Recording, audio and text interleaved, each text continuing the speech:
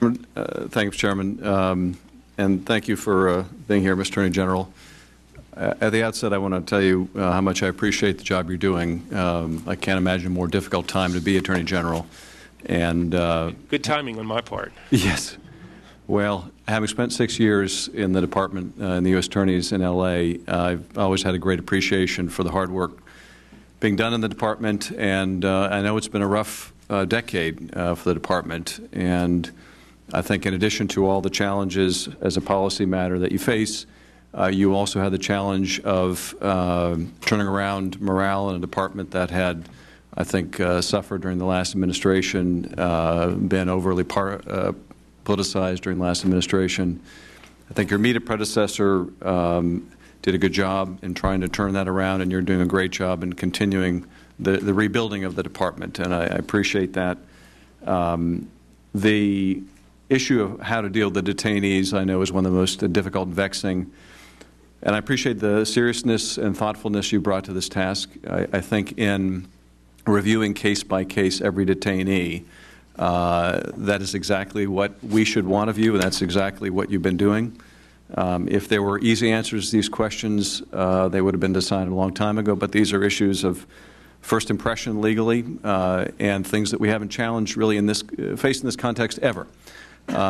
You can say there have been prior cases like the prosecution of Nazi saboteurs during World War II, but comparing World War II to the kind of amorphous, countryless, stateless terrorism that we face now is, I think, really such a different environment. We're really comparing apples to oranges.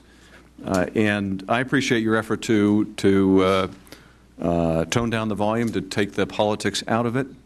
I despair, frankly, when I see the Justice Department attacked for the same thing the last administration did in terms of repatriating detainees when there were no attacks on the last administration for doing that, or attacks on your department for arresting a suspect or Mirandizing a suspect like the Christmas Day bomber when the shoe bomber was given exactly the same treatment. That smacks to me of not a policy-driven search for what's the best approach, but rather a political process. But you have, I think, done a great job in staying focused on your mission. I don't really understand, I think, some of the hyperbole that has surrounded the detainee issue in the sense that what are people arguing, that we should never try another terrorism case in the federal courts? The Oklahoma City bombers who blew up a federal building were tried in a civilian court. The people in the Justice Department then, as the people in the Justice Department now, work night and day and weekend and all the above, trying to bring these people to justice and put them away or seek the death penalty. That's what they should be doing. That is what they're doing. They're not out there to coddle criminals. And I don't think we can adopt a blanket policy of never trying a terrorist in a civilian court. That would say that all terrorism cases are the same, and of course they're not. So I think what we need to do is really what the Department is doing, and that is looking at each case and asking, what's the nature of this case? Who is the defendant? Where do they come from? What was the goal of the attack? Where did the evidence derive from? What is the public purpose to be served by trying it in a public civilian forum, a criminal courts forum, or a military forum? And those are tough decisions to make, but they can't be made in a vacuum. They can't be made, frankly, by the Congress trying to decide without the benefit of knowing where the evidence was derived in or many other factors about the case. I mean, I think you have two paradigms. You have the troop who's arrested in the field, on the field of battle, and the paradigm there is they get tried in a military forum, if they get tried at all. They may just get detained as an unlawful belligerent for the duration of this conflict. The other paradigm is when you arrest an American citizen on American soil. And I think that those are sort of the polar opposites. And even in those cases, it may not be uniform treatment. You may decide to try someone arrested on the battlefield in a courtroom, and you may decide to try an American in a military setting. But I don't think one size fits all now. I don't think it ever will. And so I appreciate the thoughtfulness you're bringing to that challenge. One thing I think we have to recognize is that there's no free lunch in leaving Gitmo the way it is or trying people in military commissions. As our military leaders have pointed out, Gitmo's been a terrific recruiting tool for al-Qaeda. And so balanced against the criticisms that have been raised about incarcerating some of the Gitmo detainees in the United States, we have to ask what's the cost of recruiting another 100 or another 1,000 people to al-Qaeda because we still have a Gitmo that is the subject of recruiting on al-Qaeda websites. So there's no free lunch. These are all going to be hard decisions, and I appreciate what you're doing. I'm going to raise with you, for the moment, an important but more mundane by comparison topic, and that is DNA. When we last had a chance to talk during your testimony, your goal was to eliminate the backlog by this summer, and I'd be interested to know how that's coming, whether we're still on track. You are bringing on new technologies to try to collect and upload into CODIS these samples and do it much quicker.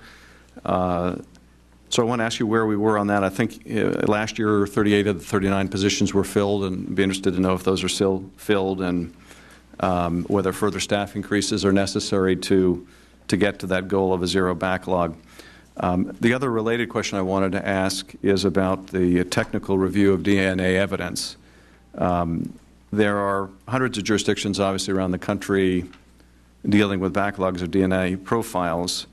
In Los Angeles, LAPD and the Sheriff's Department have backlogs of over 7,000 sexual assault kits.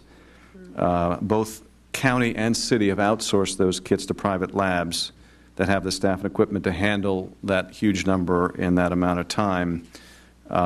This has been partly successful in reducing or eliminating some of these backlogs, but there's a substantial question about whether there's a lot of waste in the effort, and by that I mean last year I got $500,000 in funding with the help of the chairman so that we could work on the LAPD backlog.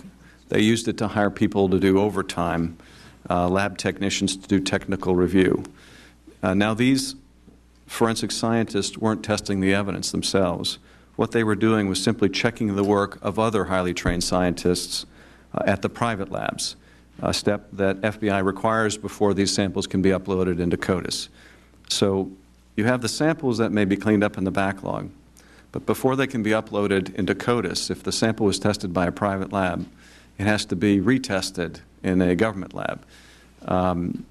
According to the director there, though, there wasn't a single error found in the technical review that would have resulted in any incorrect data going into CODIS.